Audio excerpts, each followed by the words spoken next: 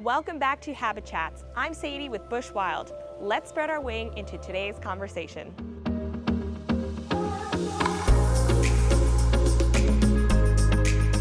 Where conservation and adventure meet. Wild places, wild creatures, wild about planet Earth. We are Bush Wild.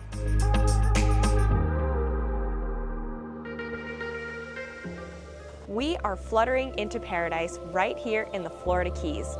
We've landed at the Key West Butterfly and Nature Conservatory right here on Duval Street to explore the beautiful, the colorful, and the crucial role that butterflies play in our ecosystem.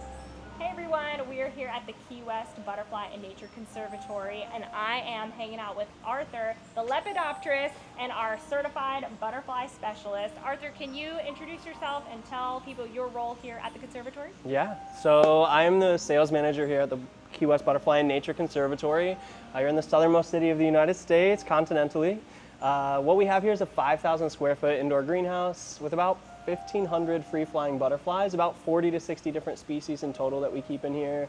29 different exotic bird species. We have flamingos, turtles, tortoises, fish. It's a lot going on in one room. Kind of a fairy tale coming to life.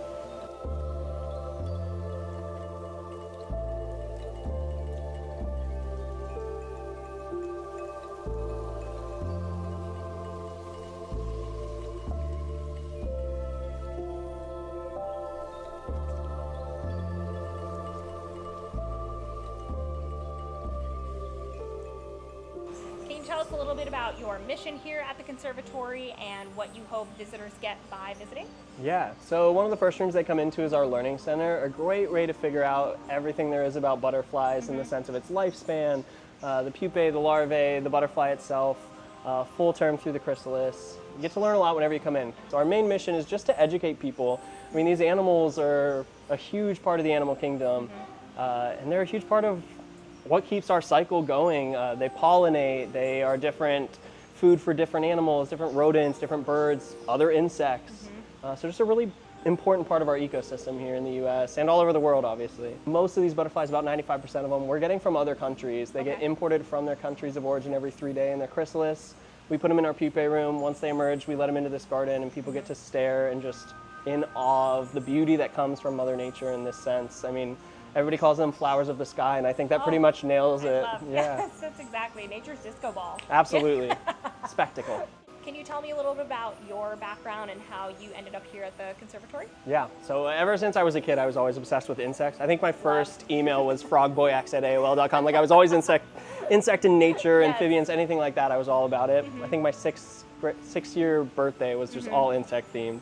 So I've always been interested in it. I actually went to school for theater though, so I do some acting at the Waterfront Playhouse and Red Barn Theater and such here. And it just kind of worked out that they had this amazing place. It took me 3 years to actually come in here, so I've lived in Key West for about 10 years. Wow. Didn't come in for my first 3 years just because I was really busy with acting. First time I came in, I was like, I need to work here. Like this has to be where I go. And then I took a summer course in lepidoptery. Got to learn a lot. This was through California Academy of Sciences. So I studied there for a bit, got to take some really cool courses from some great world-renowned lepidopterists. Some of them head of the lepidoptery section at the Smithsonian even, so huge levels to it. And I just fell in love with it more and more. The more you learn about it, the more you just want to research more. It's a huge rabbit hole, keeps you up till 4 in the morning. Key West is known for its bar scene, its party scene. We have the most bars per capita in the United States. So there's that side of it. The thing that keeps me up is butterfly facts. I could research them all night long. So to my understanding, I mean, there's a ton of species of butterflies, more than I could ever physically imagine. Can you tell us a little bit about the struggles that they're facing in the wild and some protections that they might need? Yeah, so to put it into numbers, about 18,500 different species of butterflies, about 180,000 species of moths around the world. Butterflies are really specific with their host plants. So right now they face a lot of challenges with just their ecosystem in the sense that their host plants are getting taken away in a lot of areas for different reasons. Some farmlands, farmers need different farmlands and spaces to take up, but these guys need it too. So it's finding that perfect medium in between our lifestyle and theirs to be able to still give them enough space and enough plants to A, lay their eggs on, and B, get some nutrients from. They drink a lot of nectar in their lifespan, so they only live for about 10 days, 2 weeks. but every minute of that counts. They got to make the most of it, Absolutely. But yeah, so since they have such a short lifespan, it's important for them to have what they need to be able to survive, reproduce. Huge part of our ecosystem just in being able to turn back over. So it's called attrition, A-T-T-R-I-T-O-N. An ant will come and find it, a cockroach, anything like that, and that's what they need for their nutrients then. So it's a full chain reaction. You talked a lot about migration patterns earlier, and that it will take several generations to do a trip from point A to point B. Yeah. Here in the United States, I mean, can you talk about the most maybe common migration pattern that we might learn about? I mean, the biggest migration in the world is here in the United States. It's going to be those monarchs. Wow. Danaeus plexipus is their Latin name. Just a little flex there, Don't ask me to repeat that later. That'll be the quiz at 2. the end, yeah. But yeah, their migration, I mean, they go from Canada all the way down to Cerro Pelon, Mexico is their main site. All over Mexico, they get them, obviously, but that's the main hub, and they don't deviate more than a mile off those tracks every year, and it's going to take about 5 to 6 generations to do that migration back up. If they don't have milkweed as their only host plant, there's about 23 different species of milkweed, I think, for Florida alone. So across the U.S., it's really important to have your local milkweed, which you can get from different places online, or if you go to your local plantaries, nurseries, and stuff like that, you're going to be able to find some milkweed there. It's a really common plant in the U.S. because of the monarchs. And other butterflies eat from it as well, but that's their only host plant. They will not lay their eggs on anything else. If they can't find that during those 5 to 6 generations, about 86% less monarchs today back from 1975 even. So the numbers are down every year. It's really important to just care for the ecosystem in the sense of planting those plants because they're being taken away in other regions and helping them find their way back home. Right, so the more we plant their host plants, the easier migration they'll have to get to the next spot. 100%. Right? So if we don't start acting, if we don't plant their host plants and milkweeds, what does the grim world without butterflies look like? Yeah, I mean, I think a lot of people have heard of like the butterfly effect, right? There's that book, I should know the name of it, where somebody like goes back in time and steps on a butterfly and it totally throws off the trajectory of the world. Right. It's not far from the truth. It's a fictional book, but it's a huge part. It's a huge chain reaction. If the ants can't find it, then this can't have it. If that can't have it, then this, and it just goes on and on and on. And eventually that's going to affect us. I mean, pollination alone, bees are what everybody thinks of as a main pollinator, and correct, but also butterflies. A lot of different butterflies, a lot of different moths will pollinate. And if they can't do that, you're going to have less plants over time. You're going to have less of everything else. It's a huge chain reaction down the line. How can we get a butterfly garden started, or I guess a pollinator garden in general? Yeah, I mean, luckily plant people are very passionate people as well. So tons of websites, not going to take a lot of research on anybody's end to just look up local host plants for butterflies in your area. You can do it by state, you can do it by city. There's different maps that have different regions of different plants. Here in the Lower Keys, especially passion vine, porterweed, milkweed. We have tons of different pentas, lantana. We have tons of plants to choose from for people to be able to plant. It's going to be different anywhere across the U.S. though. So butterflies are universally loved and appreciated, from art to tattoos to murals and signs and things that people attribute them to. Why do you think that is? Where do you think the connection to butterflies really comes from? Yeah, I mean, I think it's such an easy symbolism from the fact of just like new beginnings. They go from a caterpillar down to a one-cell organism, almost like Elmer's glue consistency in a chrysalis, to these beautiful, beautiful creatures that just fly around.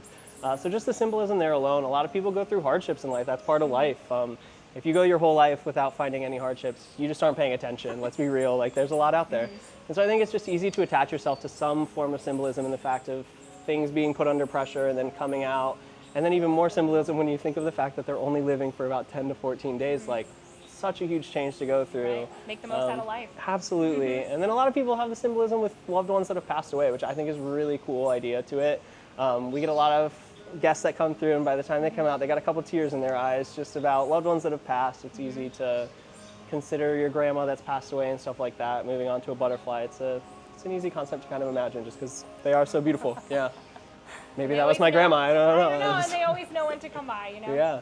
Last but not least, give me your nerdiest butterfly facts. Go nuts, go crazy. I don't know, these blue morphos to me are just the most incredible. So not actually blue, but on a microscopic level, you're looking at refracted light. So light gets into those little cracks, refracts back to you, and that's that blue coloring that you're seeing on a lot of these guys. They're not actually blue.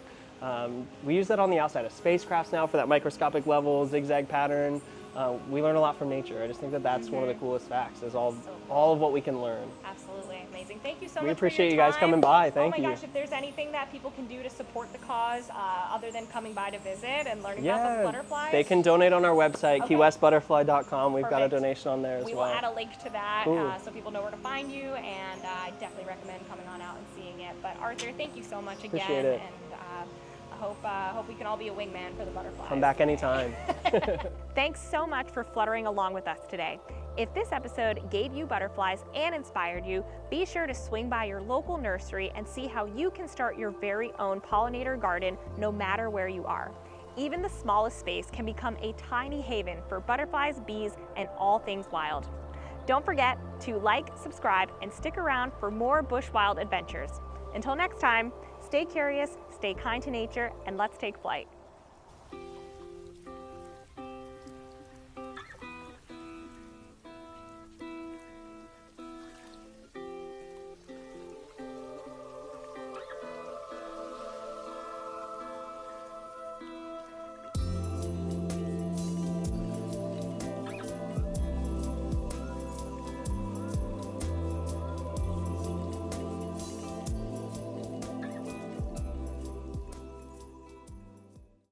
Hey everyone, I'm sitting here with Arthur here at the Key West Butterfly and Nature Conservatory here in the downtown region, and Arthur is a It's a hard word, right?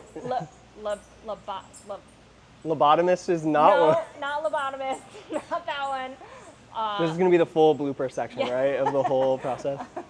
Lepidopterist. Leviathan. Yeah. Yes, perfect. Nailed it.